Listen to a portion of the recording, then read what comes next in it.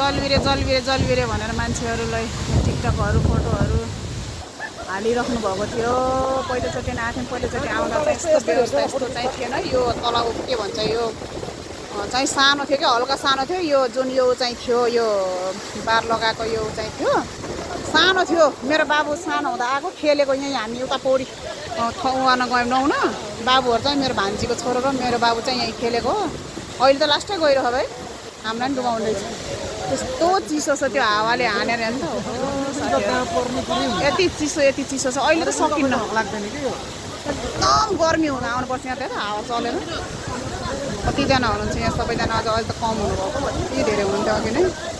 यतातिर चाहिँ त्यो उसको डोरीमा झुन्डेर झर्नको लागि भनेर जानुपर्छ कति धेरैजना तल। लास्टै डर लाग्दो छ भाइ त्यस्तोमा पनि झर्ने भन्छ। 4000 गरेर एकजनाको 4000 तिरेर डोरीमा झुन्डिएर पानीमा खस्ने। पानीमा हो कि त्योमा हो क्या, डर लाग्दो छ। त्यस्तोमा नि कसरी जान्छन् होला। त्यो डाँडा हेर्नु त यस्तो छ डाँडा। ल साथीहरू आउनु होला, नआएको जति आउनु होला। हामी त आयौँ। यहाँ त यो भाइ पौडी खेल्दै हुनुहुन्छ। ल सबैजना आउनु। मेरो चाहिँ दोस्रो चोटि हो। अहिले त एकदम जाडो हो हावा, उहाँको हावा चाहिँ मेरो यस्तो कपाल यस्तो गराइदियो। ल हेर्नु त हाई गर्नु ल। हेलो हेलो हेलो हेलो ल भाइ